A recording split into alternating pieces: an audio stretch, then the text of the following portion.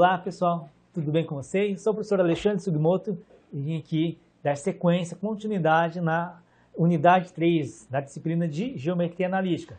Então nós já estamos na sexta aula, né? Unidade 3, parte 2, vou falar da reta. A aula passada nós falamos sobre o plano e agora a gente vai falar sobre as equações da reta. Tá? Então é bem tranquilo, a semelhança é bem semelhante à equação no plano, a gente tem que ter uma condição mínima para obter a equação. Vamos obter a equação paramétrica, depois fazer algumas manipulações, tudo bem? Então, nós estamos já na unidade 3, essa é a segunda parte da unidade 3, vamos fazer um estudo da reta, sexta aula, né? Equação da reta. Então, vamos lá. Lembrando do exemplo anterior, lá da unidade anterior, né? Um professor de matemática resolveu inovar, né, na sua aula de GA, e daí ele queria usar o GeoGebra, né? E daí ele pediu... A gente queria tentar, de alguma forma, poder ajudá-lo, né? Ele aplicar essa aula de forma diferenciada, né? Mas ele tinha muita dificuldade com a tecnologia. Lembra? Aí eu pedi para vocês 3 itens, né? Para a gente anotar e discutir, pensar, né? E refletir. Né? Não sei se vai coincidir, né, o que eu postei aqui, vou apresentar, mas para poder, de repente, fomentar o uso, no caso, para vocês lá na prática docente, né? Levar os alunos ao laboratório, enfim, fazer um trabalho diferenciado e que é muito legal, muito bacana, tá? Na minha opinião. Aí eu coloquei aqui algumas dicas para eu falar da minha experiência também, né? Vocês têm que conhecer o laboratório. Não tem laboratório. Não, se o seu tem laboratório, então conheça. Verifique se é Linux, se é Windows, né? Qual o sistema operacional que tem lá no seu laboratório. Se você não tem familiaridade, não tem facilidade ou tem dificuldade, peça para alguém do laboratório, ou alguém, sei lá, da prefeitura, ou do seu colégio particular, do seu estado, para instalar ali o GeoGebra lá nesses computadores, né? Tem versão portátil também, eu também já usei em curso, levava no pendrive e salvava ali na área de trabalho, né? Então executava ali mesmo, não precisava nem instalar. Então é uma possibilidade também usar o GeoGebra portátil, certo? Isso para laboratório. Então, como eu comentei, tem a versão portátil. E eu sempre usei e continuarei usando a versão clássica 5, número 5, tá? Então, dica aí. Eu acho que é muito mais fácil, muito mais prático do que a versão 6. Tá? E não perde nada de questão de ferramentas. Também é possível você instalar no celular, no smartphone. Se eu quero trabalhar só com salas espaciais, tem uma versão só para salas espaciais. Daí tem 3 versões independentes e uma que contempla as 3. Daí verifica o que é melhor. Às vezes o aluno tem um celular muito fraquinho, então compensa você instalar aquelas versões individuais, tá?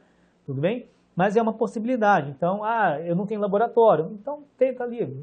Não sei se vocês têm tablet na escola que pode ser utilizado numa aula, então é uma possibilidade. Mas a maioria dos alunos hoje em dia tem smartphone, né? Dependendo da turma, então é possível.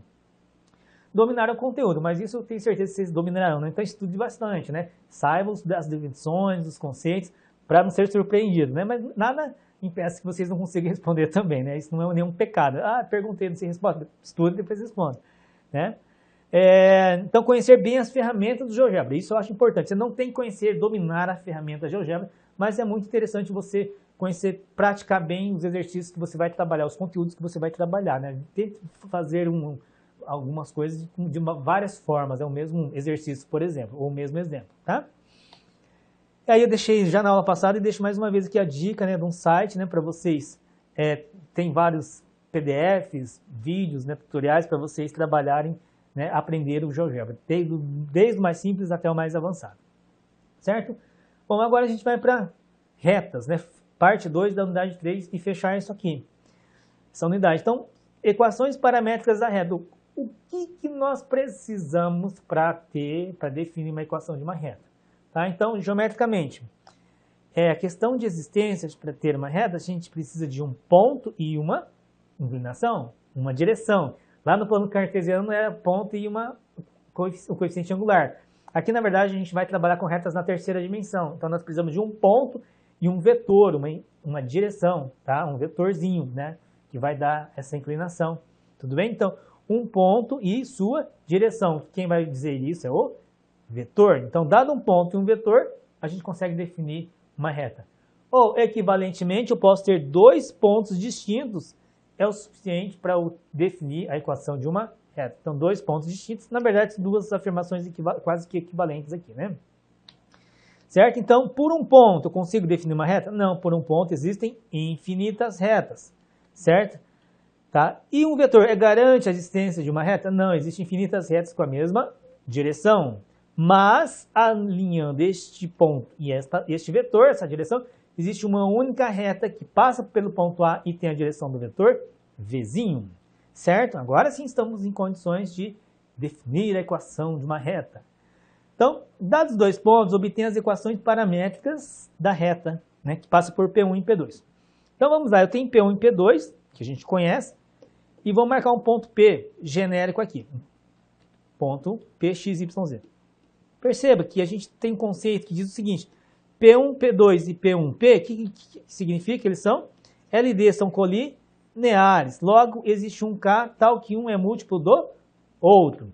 Então, lá da unidade 1, P1 e P são colineares, logo existe um número K tal que um vetor P1, P2, P1P é igual a K vezes P1, P2. Eles são LD, um é múltiplo do outro.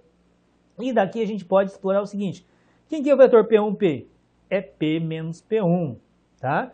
Isolando P, nós temos o seguinte, P é igual a P1 mais K P1, P2, ou seja, então, a partir daqui, a gente vai deduzir as equações paramétricas da reta. Professor, posso ir direto? Pode, mas aqui eu estou mostrando que a partir do conceito de LD, a gente vai conseguir deduzir as equações paramétricas da reta. Então, vamos lá. Vamos substituir P1, né? Aqui é P, está aqui P1, e aqui quem que é o vetor? P1, P2. Tá? Então, eu tenho um ponto e uma direção. Certo? Agora eu vou multiplicar o K ali e depois eu vou fazer a soma, a adição desses dois vetores, tá certo? E agora eu vou montar um sistema, tudo bem? Vou montar um sisteminha aqui, sistema de equações, x, y, z.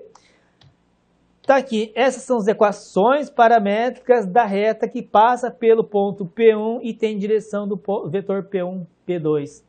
Tá ok? Essas são as equações. Posso fazer direto, professor? Claro que pode. Faremos assim. São as equações paramétricas dessa reta. E reescrevendo isso aqui, de forma ordenada e completa, a gente tem o seguinte, só para reforçar.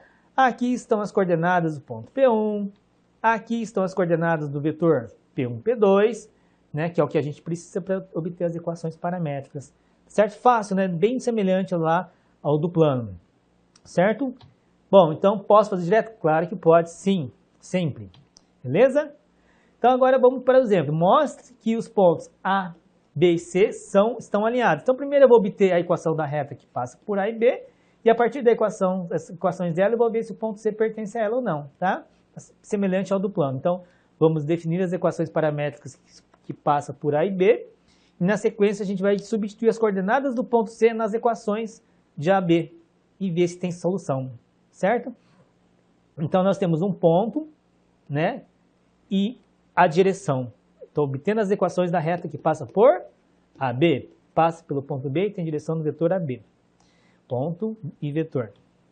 Então vamos lá. Então aqui estão as equações paramétricas da reta que passa pelo vetor, que passa pelo ponto B e tem vetor AB, certo?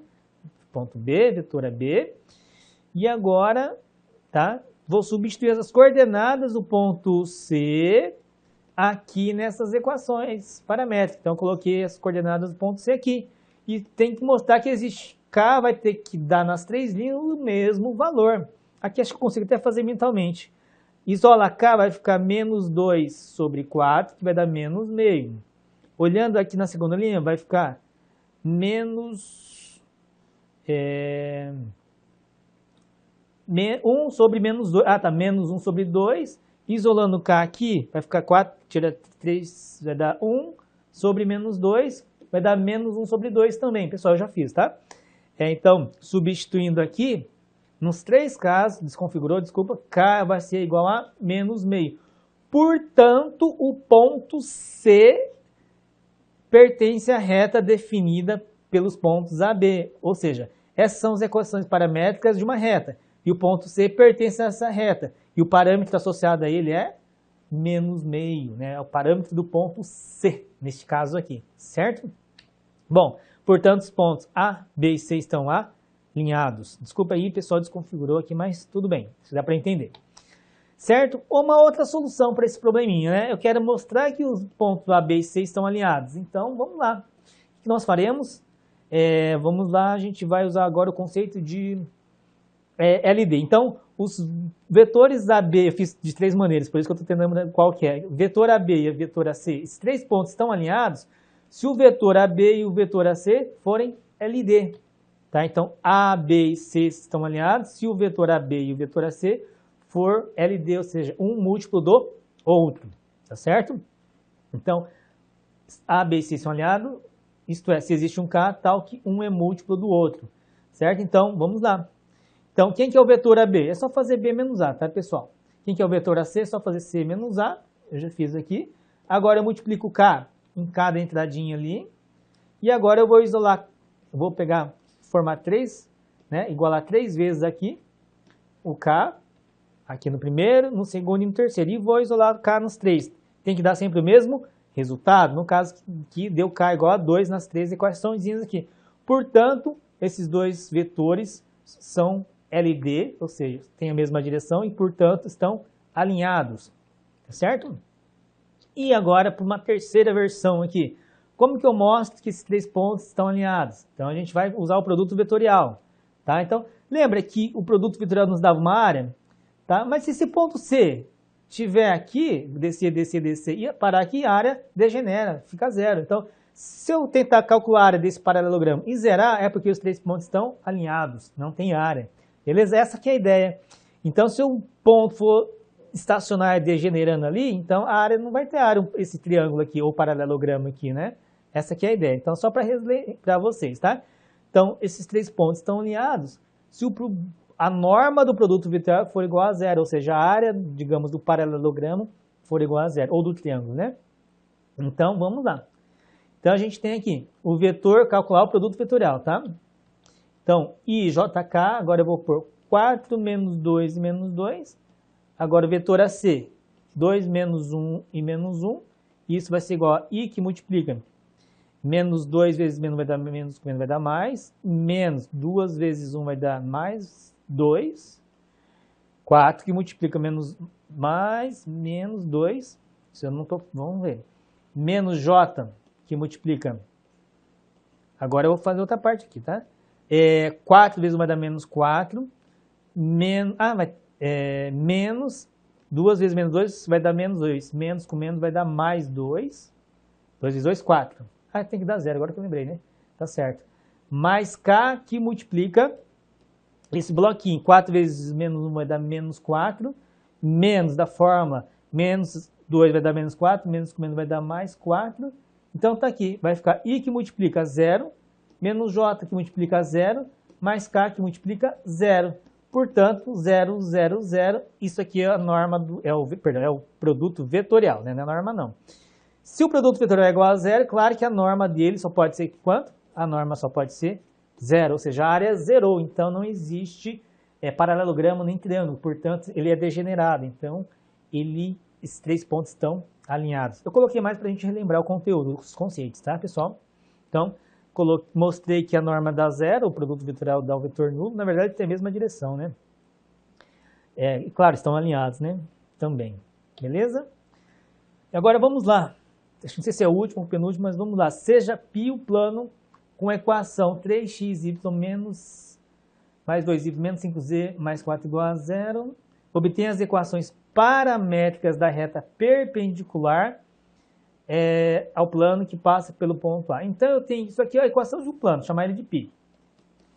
E eu quero a equação de parâmetro da reta perpendicular. Vamos pôr o ponto A aqui. Não sei se o ponto A está no plano ou não, também tanto faz. Eu quero a equação da reta que passa pelo ponto A e seja perpendicular a esse plano aqui. Bom, mas eu tenho um vetor normal aqui, lembra? Que eu tenho a equação geral. É facinho, então. Então, eu tenho um ponto, eu quero a equação do plano da reta perpendicular que passa por A. Então, um ponto eu já tenho, falta a direção. Mas quem que vai dar a direção? Opa, a direção vai ser justamente o vetor normal, 3, menos 2 e menos 5. 3, 2 e menos 5. Tá? Então, se eu tenho um ponto e tenho a direção, claro que eu tenho aqui as equações. X, Y, Z igual a menos 1, 2, 7, que é o ponto A. Agora, mais 3K, mais 2K, menos 5K. K. Essas são as equações paramétricas da reta que passa pelo ponto A, que é perpendicular àquele plano ali, tá certo? Então tá aqui, N eu conheço, né? A eu conheço, e essa reta tem direção deste plano. Então tem o ponto, tem a reta, tem a direção, eu tenho as equações, beleza?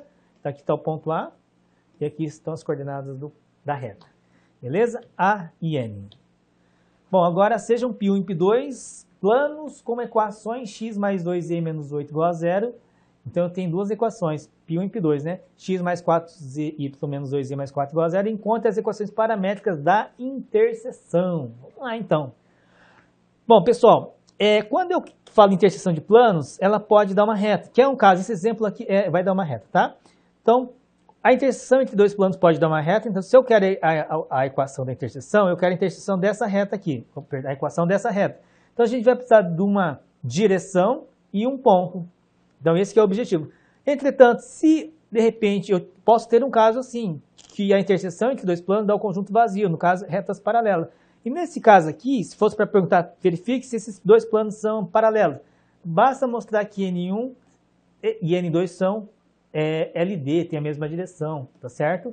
E mostrar que um ponto que está em um plano não está no outro. Eu pego um ponto que satisfaz uma equação, mas não satisfaz em outra. Tá? Eles são paralelos disjuntos, tá? Distintos. Beleza? Mas vamos voltar ao nosso exercício. A gente quer a equação da reta, que é a interseção de Π1 e Π2. Então, primeiro a gente vai obter a direção e depois um ponto da interseção, tá? Reta, precisa da direção.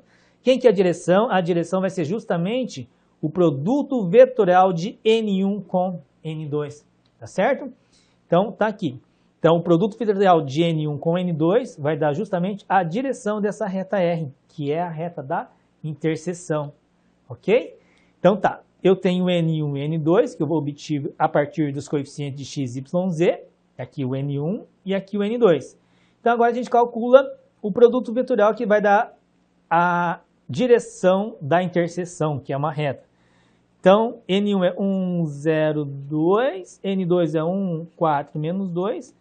Fazendo as contas vai ficar I, que multiplica 0, menos 8, menos J, que multiplica menos 2, menos 2, aqui é o menos, deixa eu só ver, 1, 0, 2, tá. O menos 2, esse com esse vai dar menos 2, mais K, que multiplica, bom, tá feito no outro slide, se eu fiz conta errada, vocês me perdoem, 4 menos 0. Então, o produto vetorial vai dar menos 8, menos 4, menos com menos vai dar mais 4, tá? Tem o menos da formulazinha, e 4 tira 0 vai dar 4. Então, menos 8, 4 e 4. Vamos ver se eu não errei, tá? Mas, enfim, menos 8, 4 e 4 é o produto vetorial. Então, essa aqui é a direção da reta que a gente quer, né? Da interseção. Tá? Então, portanto, menos 8, 4 e 4 dá a direção dessa reta aqui. Agora falta o quê? Um ponto. Então, para o ponto. Existem infinitos pontos nessa reta. Qual que eu pego? Qualquer uma. Qual você quiser. Uma que satisfaça as duas equações. Eu vou buscar um ponto cuja abscissa vale 0, que é mais fácil, vocês vão ver por quê. Tá? Eu poderia colocar, em vez do 0, poderia colocar 5? Pode, 7, 9, menos 1, π. Eu coloquei 0 porque eu achei mais fácil para fazer conta. Então, π1 e π2 tem essas equações.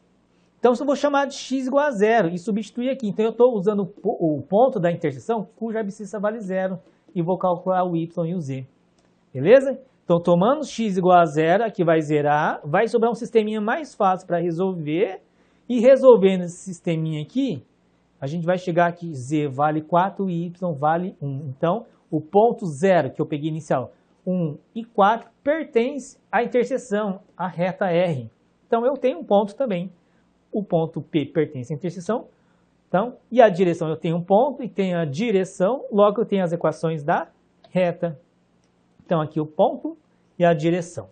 Beleza? Ponto e a direção. Desculpa aí, desconfigurou novamente. Mas, enfim. Então, essas são as equações paramétricas da interseção dos planos π1 e π2. Também eu acho que é tranquilo, né? Tem que só calcular o produto vetorial, basicamente. E agora, obtém, acho que esse é o último aqui. Eu achei que era o último outro, mas é esse aqui. Sejam R1 e R2 retas definidas por esse camaradinho aqui. E R2 assim. Obtém o ângulo formado por R1 e R2. R1 e R2. Então, obter o ângulo formado por R1 e R2 é a mesma coisa que obter o ângulo formado pelas retas que dão direção. Vamos chamar aqui de V1 e V2. Tá? Então, a gente tem que saber qual que é a direção dessas retas. Então, por isso que eu coloquei esse exercício aqui. Então, dada a equação de uma reta, a gente tem que olhar isso aqui e enxergar um ponto e enxergar um vetor que dá a direção. Um ponto dela e um vetor, tá? Então, primeiro a gente vai escrever ele na forma ordenada e completa, tá? Então, 7 mais 1 lambda, 0 mais 1 lambda e 13 menos 2 lambda. Tá? Isso aqui é um ponto P, vou chamar de P, mas... E aqui as coordenadas de um vetor. E esse vetor 1, no caso, por esse exemplo, só importa o vetor, né? Esse vetor é o que dá direção para a reta R1, tá certo? Então, reescrevendo ele, a gente obtém aqui, desconfigurou, 1 e menos 2. Essa daqui é a direção da reta R1. Agora, vamos olhar para a reta R2. E temos que olhar aqui e enxergar um ponto e a direção desta reta, tá certo? Então, vamos lá, direção de R1, agora para a reta R2. Então, aqui a gente tem que enxergar aqui. Colocando a ordem ordenada e completa, a gente vai ficar x menos menos 1, y menos 5 e yz menos z. Eu não vou usar aqui, mas essas são as coordenadas de um ponto por onde passa a reta R2. E aqui no denominador, nos dão as coordenadas do vetor que dá a direção, tá? Então, desculpa, desconfigurou, mas o vetor V2 que dá a direção da reta R2 é menos 2, 1 e 1. Tudo bem? Então, esta é a direção que saiu do denominador, direção de R2. E como eu quero calcular o ângulo formado por essas retas, basta calcular o ângulo formado por esses dois vetores que nós já fizemos pelo menos umas 3 ou 4 vezes aí, certo? Então, vamos lá, calcular o ângulo desses dois vetores. Para isso, nós vamos usar qual? A formulazinha lá do produto interno. Ângulo entre retas, pessoal, sempre vai ser o ângulo menor ou igual a 90 graus. A gente sempre pega o ângulo, porque eu tenho dois ângulos, a gente sempre vai pegar o menor, tá? Então, o ângulo entre duas retas, sempre nós vamos utilizar menor ou igual a 180. Se passar de 180, no caso desse aqui, a gente usa o complementar. Suplementar, agora não lembro o termo, acho que é suplementar, tá? Então, sempre um ângulo agudo ou no máximo igual a 90 graus, beleza? Então, aqui eu já deixei resolvido, tá, pessoal? O ângulo aqui que vale 60 graus. Deixo de tarefinha para vocês, isso eu acho que vocês conseguem fazer tranquilamente. Beleza? Agora aqui. Então, já é o terceiro e último exemplo, né? Seja π o plano definido pela equação 3x menos 2y mais z igual a 1. Calcule a distância do ponto do plano π ao ponto P0, 1, 1. Tá? Então, olha só como que parece, para quem viu no ensino médio, geometria analítica, eu sei que todos não viram, tem alguns que provavelmente não tenham visto, mas tem, lá na GA também tem uma equaçãozinha bem parecida, só que não aparece a coordenada z, mas é a mesma formulazinha, porque agora nós estamos na terceira dimensão, lá só são duas dimensões, então só aparece ali o AB, ax0, by0 mais acho que c, né? Então, e embaixo aparece o a ao quadrado e o b ao quadrado, tá? Mas eu coloquei aqui para vocês verem, olha só, é só substituir aqui, né? O menos 2 aqui no que está vermelhinho, né? E o dzinho aqui também, aqui no denominador também, e o ponto P0, que é as coordenadas do ponto que eu quero calcular a distância ao plano, substituir. Então, ou seja, olha só como parece o conteúdo do ensino médio. Então, os coeficientes aqui de x, y, z vão aparecer tanto no numerador quanto no denominador, e as coordenadas do ponto que pode estar exterior, pode até estar no plano da distância da zero, né? Aparece aqui acompanhando o x0, y0 e o z0, certo? Então, substituindo aqui os valores, todos os valores aqui, e agora é só substituir, a gente faz as continhas e concluímos que essa distância vale 3 raiz de 14 sobre 14, né? Bem parecido com o ensino médio, né? Portanto, a distância do plano π até o ponto P0, ou P0 até o plano π, vale 3 raiz de 14 sobre 14 unidades de comprimento. Beleza? Então, pessoal, aqui a gente encerra a nossa sexta aula, que trata da equação do plano, na segunda parte da unidade 3, aula 06, né? Então, espero que vocês tenham entendido. Agora foi a primeira equação do plano, agora a equação da reta, que eu acho que é tranquila, uma unidade bem tranquila também. Beleza, pessoal? Estudem bastante, anotem, façam os exemplos, refaçam os exemplos que estão no livro, tá? Acessem lá a sala do café, deixei aqui uns livros aqui de referência também. E geometria analítica a gente aprende fazendo mesmo, não basta apenas assistir as aulas, tem que fazer os cálculos e fazer os exemplos. Ok, pessoal? Abraço a todos, fiquem com Deus, bons estudos e até a próxima.